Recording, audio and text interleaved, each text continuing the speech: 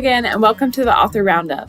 This special segment of the Book Connection Show showcases emerging indie authors who join us for a discussion of their newly published books. Join us for a conversation with our next guest author.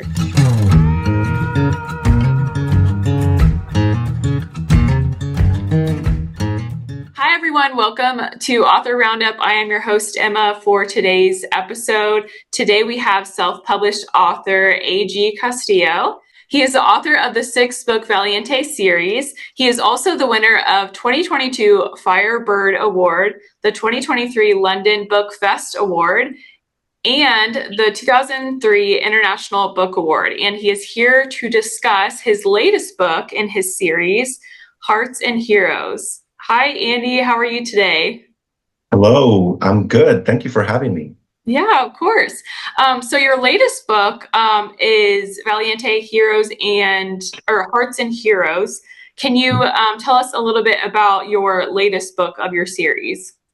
Sure. It's the 5th book in a 6-book series. Okay. It's following the protagonist Chente Jimenez as he transitions into a young, proud gay man, but he's also the last 3 books in the series, this one in particular, deals with a lot of Mexican folklore. And so in the book, he's transitioning into a spiritual healer, which in the Hispanic culture is a curandero. And some of the story revolves around a backstory with the family curse that he's having to battle through spiritually.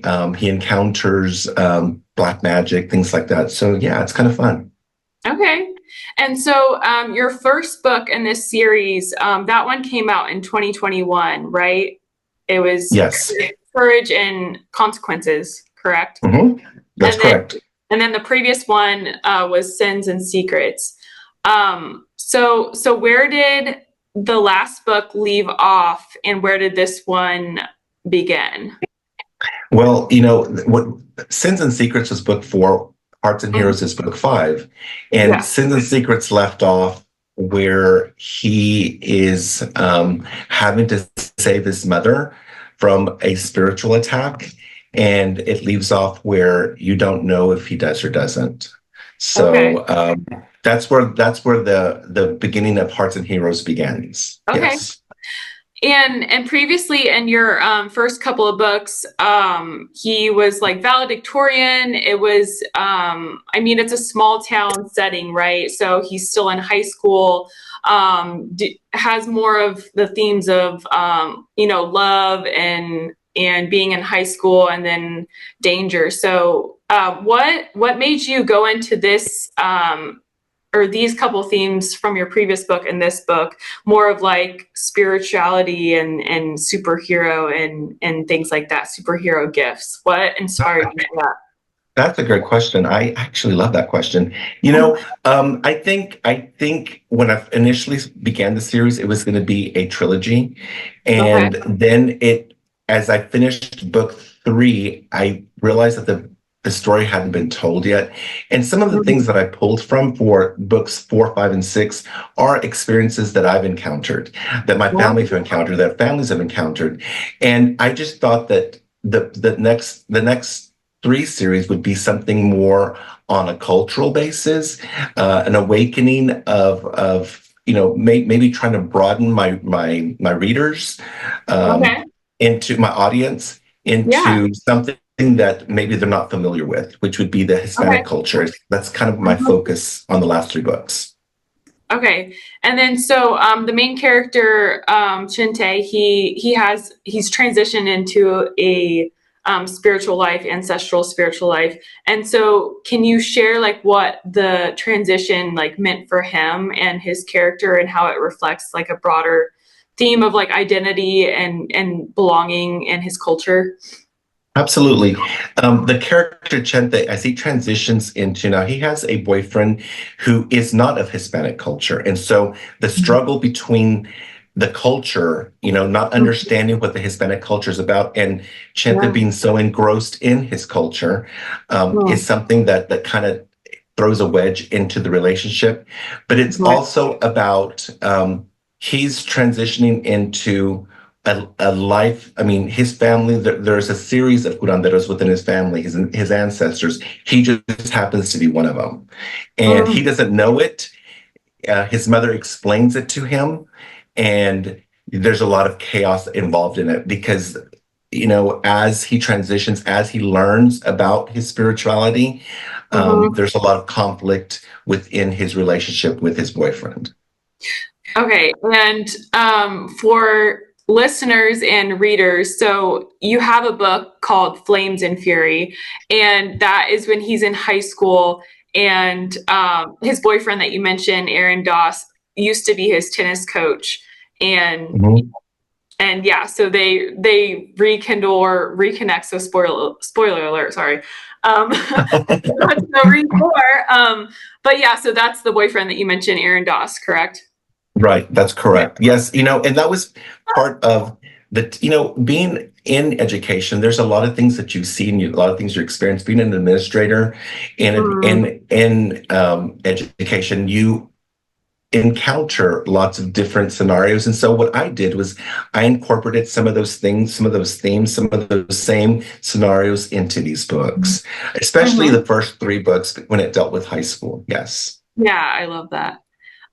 So this book has a sort of demonic spiritual like revenge, and it adds like an intense element to the story. What inspired you to incorporate supernatural elements, and how does it serve the narrative? I think that's something that through the Hispanic culture, you know, uh, being from Texas, being from South Mhm. Texas, having ancestry in Mexico, that theme is actually very common in the Hispanic Oh, culture that I don't think maybe makes it into mainstream as much. yeah. And so for me, it was just to kind of, tap into that and let my audience know that, hey, this is our culture. This is part of our Mhm. culture that maybe you're not familiar with. So it was just a challenge. It was something, I felt like the first three books were maybe PG, and the last three books are like PG-13, something Yeah. like that. Yeah. Okay. And also, so I talk about demonic spirit and things like that. So your covers are very, very pretty and very beautiful. Mhm. So a lot of your books are like cool toned, like blue and very like have like the themes depicted on the covers. And Flames of Fury was like red. And then this one has very like demonic, like it's like a Mhm. dark cover. So it's nice that you thought about Mhm. like the cover and how it connects to the theme. Yes, thank you for bringing that up. Thank you for the covers. I actually had a hand in designing some of those covers, and you tapped into everything. Yes, thank you so much. This last cover, yes. What's happening is in this last book, there's also his best friend who was presumed dead, Mhm. was sent to a conversion gay camp, Mhm. a gay conversion camp, and Mhm. he's been rescued. And the Mhm. the hooded figure uh, in this last book is the cult leader of the gay conversion camp. That's another whole story that's involved with the whole supernatural story. So there's lots of different elements in it. So Wow. that hooded figure is symbolic for the cult leader who ran the gay conversion camp. Okay. Okay, so yeah, that was going to be my next question. So that's perfect segue. So yeah, let's shift to a little bit of the plot you're talking about, a certain plot of your book. So his best friend Jimmy has a very like tortured experience at a gay conversion Mhm. camp. So how does Jimmy's trauma, Chante's best friend, influence Chente's character and decisions throughout the story? Because that's a big part of your story. It is a big part of the story. The thing is that Jimmy and Aaron don't see eye to eye. Jimmy Oh. is very much he's against Aaron because Aaron's family are racist and are again and are dealing with homophobia, and so Mhm. Jimmy doesn't understand how can Chente be with someone like that? And so there's Right. that. So that's a pull. Chente's in the middle. He wants to be supportive of his best friend, but he loves Aaron. And so Mhm. the struggle is, who is he going to side with? Okay. And so so his return, Jimmy's return to the small town, how does that impact the social order of Avalon, the setting of your book? Can you elaborate on that? And also like how small town dynamics are portrayed in your book as well? Well, you know, it's a very dramatic book. Uh-huh. And so what happens is that um, Aaron is exposed for being a fraud Mm-hmm. in a basketball game in front of the entire community. And so Oh, people start, you know, Aaron's jeopardizes his job when people mm-hmm. learn that he is helping his dad try to get out of prison, even though his dad was convicted of being part of the Ku Klux Klan. And so again, the gay conversion camp left Jimmy a little unhinged, and Mm-hmm. that bit of it is what drives the storyline, because Jimmy does some things that normal people would just wouldn't. Yeah. And it pushes Aaron to the spotlight, which then creates turmoil for his relationship with Chente. Mm-hmm. Yeah. Okay, and so when is like the time setting of this? Do you have a time period for your books or You know, present day is what I'm guessing. Yeah, present day. Yeah. yeah, okay.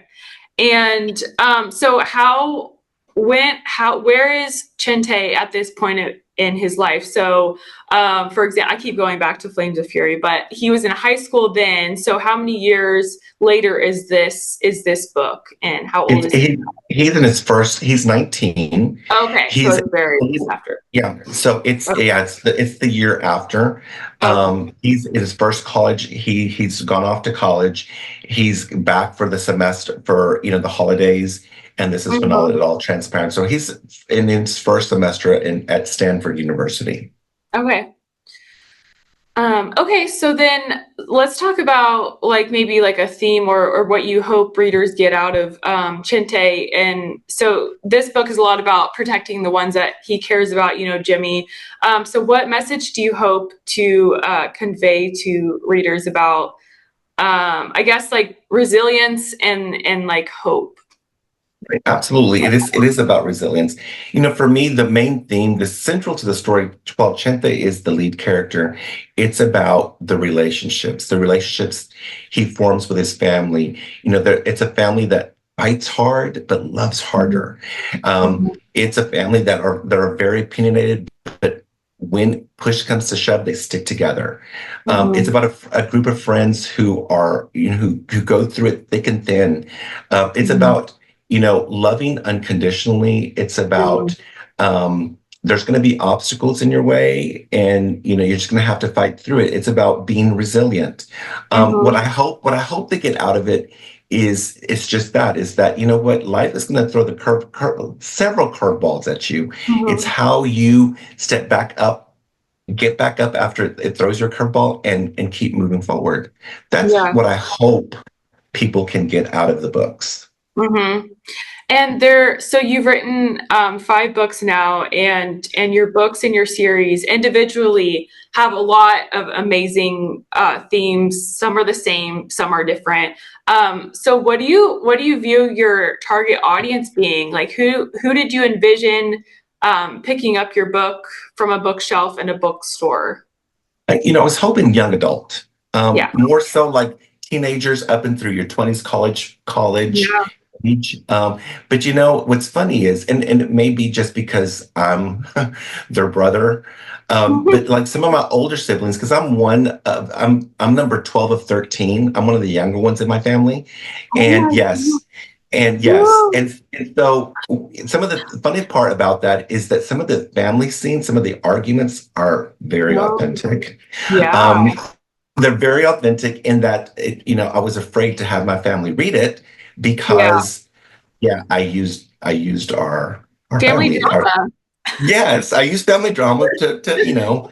Yeah. So, but no, my target audience is going to be young adult. But I do think that if somebody in their 30s or 40s or even 50s pick up and Mhm. read it, that they could identify with some pieces of it.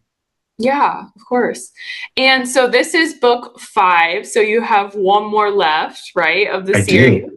I Um, do. how is that book writing going? It's coming along. I'm actually halfway through. I'm hoping to finish it by December.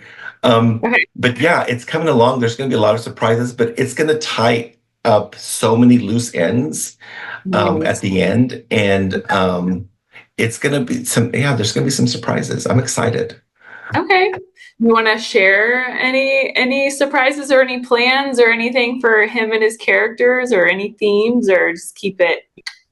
I do. I will say that somebody, an integral character, does die, Oh. and I will say that it will Chente will have his happy ending. It may not be Mhm. what everyone expects, but it's going to be a happy ending for him. Yes. Okay. That's Yeah. good. That's good. That's a good teaser. Yeah. So let's get into like your inspiration. So, what inspired you to write this story in particular? You know, Emma, that's a funny question because and I've got a good story for that. Um, when it actually started 30 years ago, I was a sophomore at Texas Tech, and I was taking a creative writing class. I'm an English major, and Uh-huh.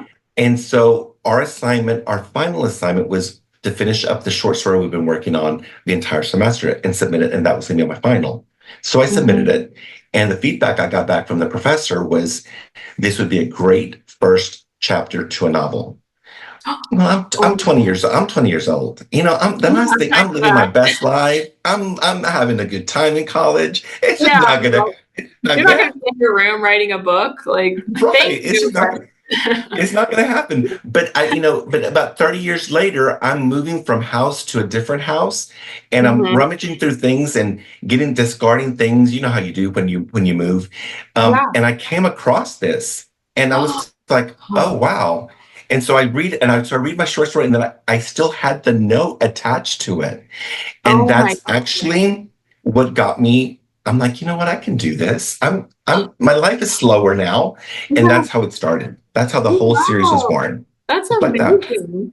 And so Yeah, I was that's really cool. Is that professor, does he or she know about your book or have you lost touch I with?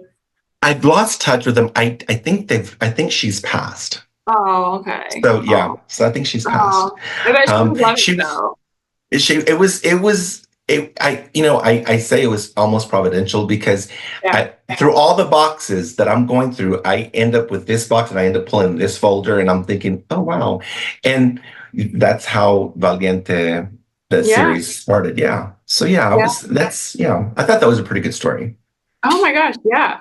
And so what did your family think about you wanting to write a book and series, your partner, what did they think? My partner's been great about he's been very supportive. You know, my family, I actually didn't tell them. I didn't tell them Really? until I'd written because I wrote 3 books in a year and a half. I wrote them all in like Crazy. boom, boom, boom, boom. That's And amazing. and then I was the fear of letting someone else read your work Yeah. is for me is so scary. And so Mhm. I chose number 11, my brother number 11, because there's 13 of us. I chose number 11 and said, would you please read this? And he tells the story. He was like, I was dreading it. I was thinking, how am I going to tell him that you're a bad writer? How am I going to, all this other.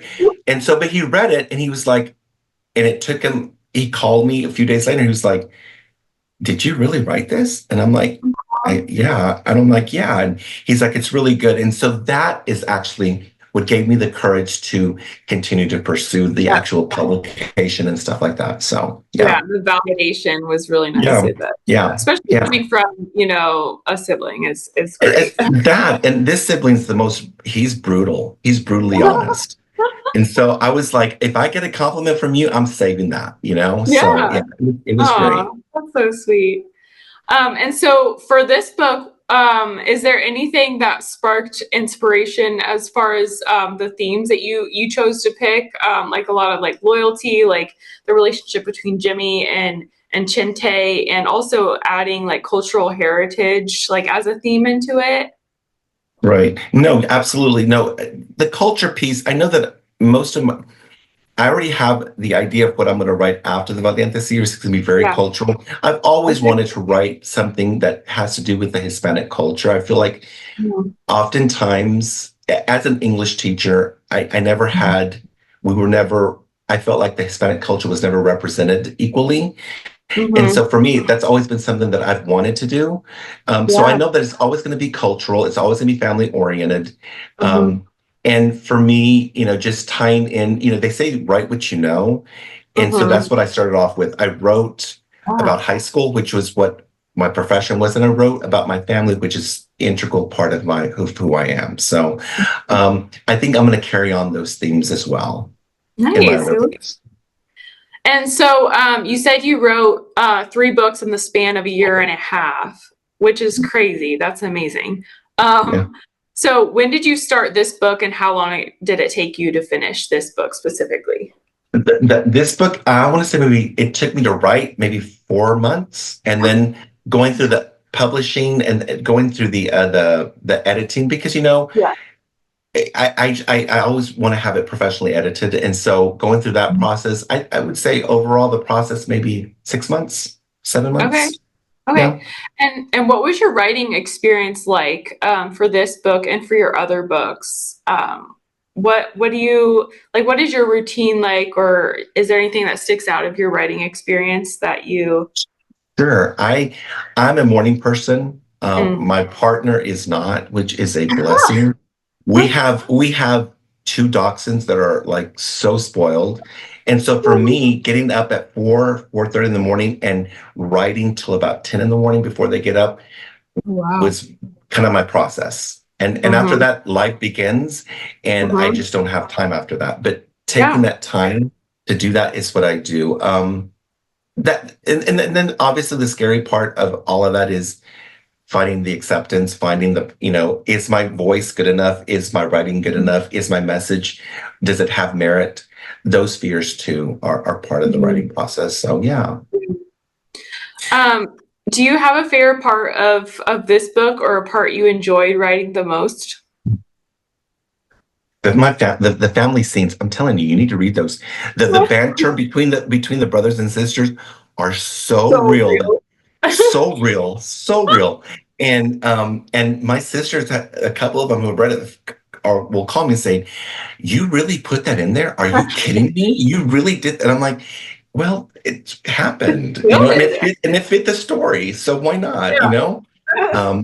Those were probably the most fun. The other thing that was fun was, as I ended my career. I was a superintendent, but I ended my career in the classroom. I had had enough of the politics of administration the last 2 years I wanted to spend in the classroom back with the kids, what was important to me. And a lot of what the friendships that Chente has, I pulled from the classroom and the kids and the dynamics and what they said and their lingo and things like that. So yeah, those were fun to write too.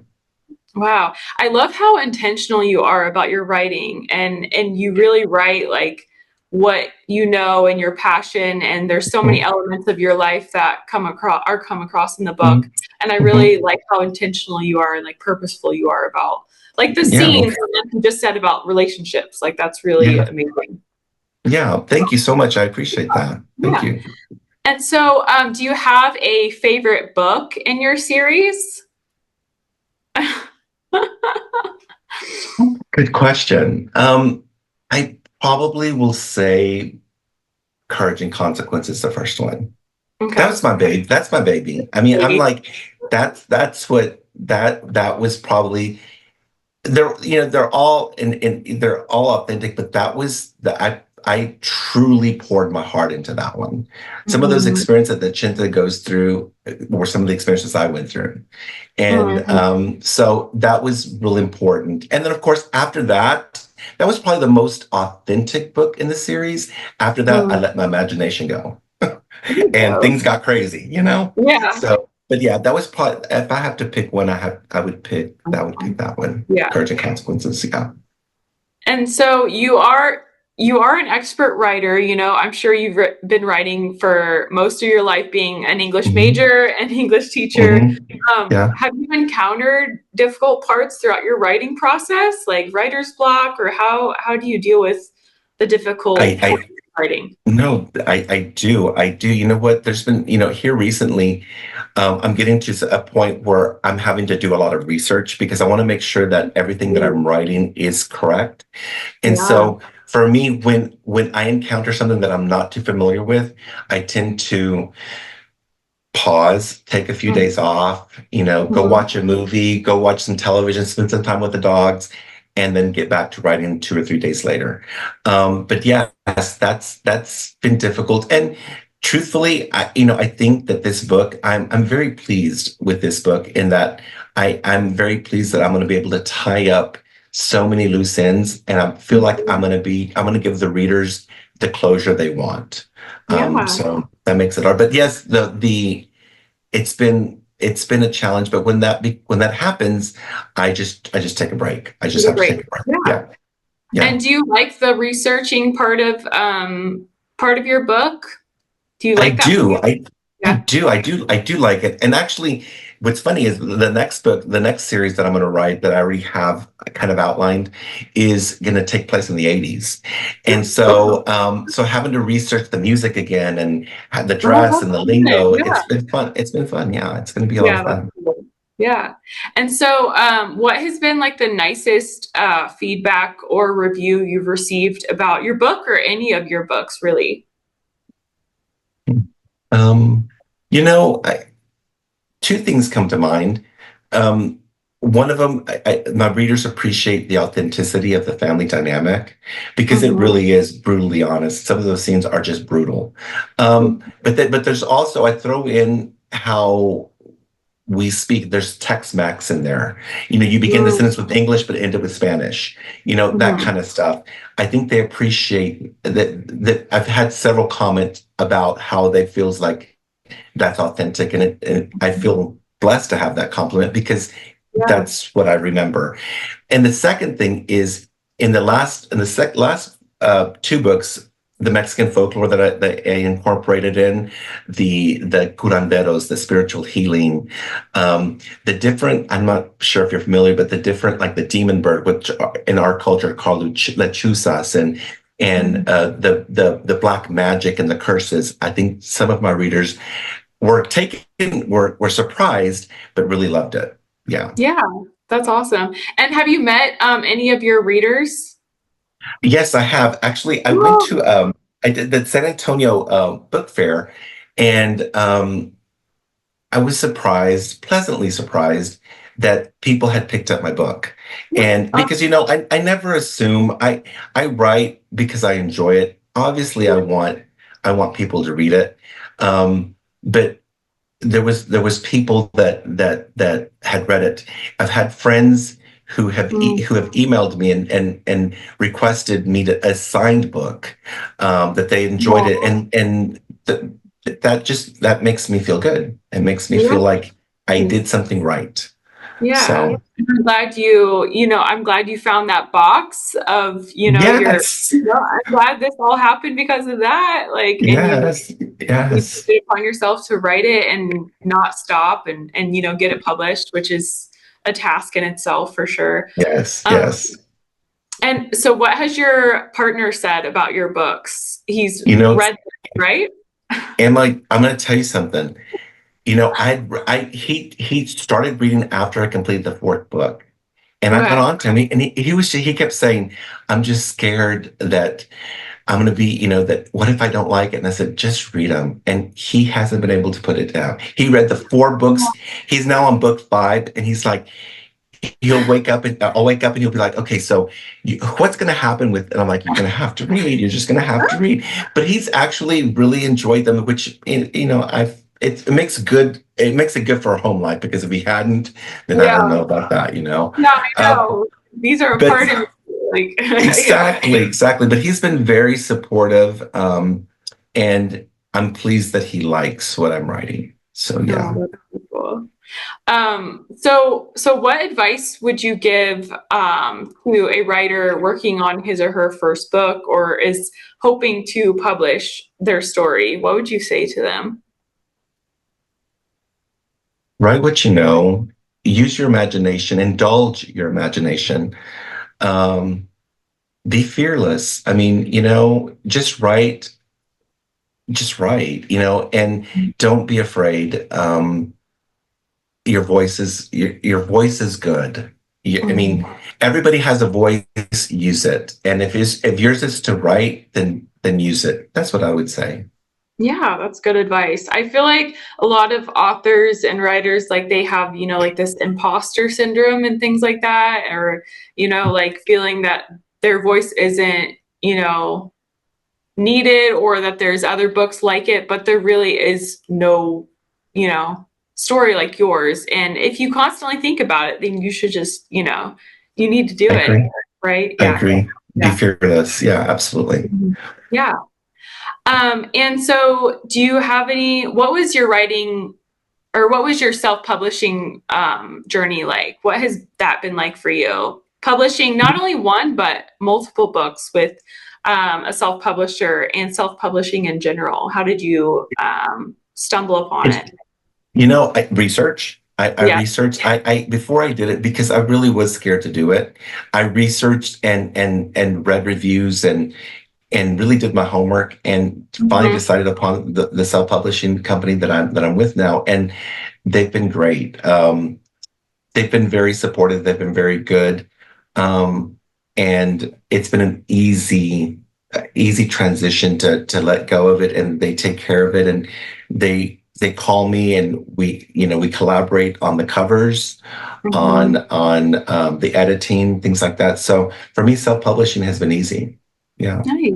And what has the editing process been like for your books? Because I know editing can kind of a lengthy process for some authors based on certain genres. But what has the editing been like for you? It's been good. For me,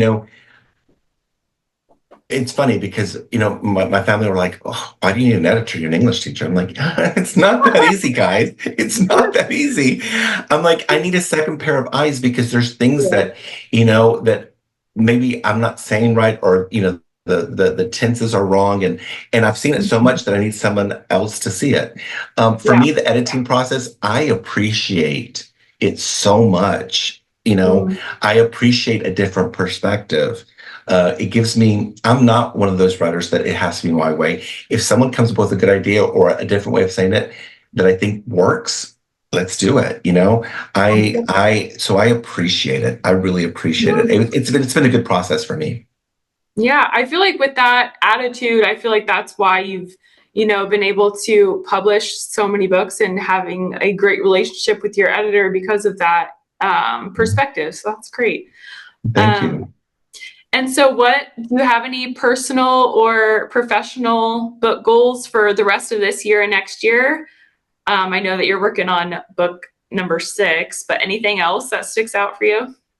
To complete the series, yes. But you know what? Self-publishing's been a lot of fun, but obviously, you always want that publishing contracts.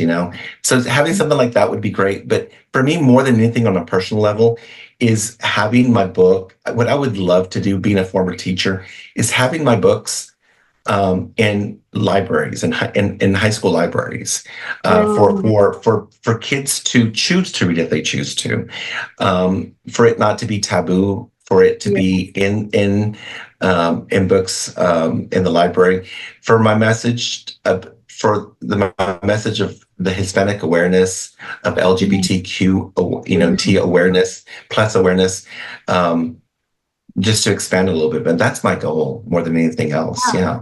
Yeah, that's Yeah, a good one. Do you have a title for your 6 books yet? I do. It's Embers and Echoes. Oh, I love that. That's Yeah, Embers and amazing. Echoes. Oh, thank you. Yeah. My brother, the number 11, I Yeah. had two of them. And so I sent him, and my favorite was Embers and Echoes. I'm like, let's see what he says. And he came back, he goes, Embers and Echoes. I'm like, that's it. And that's it. So yeah. Competition. Yeah. Well, I just have one last question for you, if Okay. that's okay. For readers who might relate closely to Chente and Jimmy's experiences, what kind of takeaway do you hope they gain from this story and all of your all of your books? Live your authentic life. Mm, Trust, trust yourself, trust your friends, trust your family. Take that load off of you and just be who mm, you are. mhm. Embrace who you are. Live your authentic life. Yeah, that would be my I message. Nice. Well, Andy, I think that's all the time we have today. Is there anything else that you want to say or leave our audience with? Do No, you it's have a been my website? pleasure. Do you have a I'm sorry? website or anything? Do you have a I website or do, anything? I do have a website. It's agcastillo.com. Okay. All Yeah. right. And you can find all my books there. And you can, I go through my whole, there's a back history at my bios there. It's quite lengthy. And so, yeah, so you'll learn a lot about me. Yeah. Okay. Awesome. Well, thank you so much for joining me today. It's been a pleasure meeting you and learning about your books. And yeah, I appreciate your time, and thank you for making this so easy. You're so easy to talk to. I oh, appreciate it. oh, thank you so much. Well, thank you. If you would like to purchase A.G. Castillo's books, you can head to archwaypublishing.com. They also are available on Amazon and Barnes& and Noble. And if you do purchase, please leave him a review. I know he would love that. That'd be Um, great. and thank you so much for watching, and I will see you next time. Bye.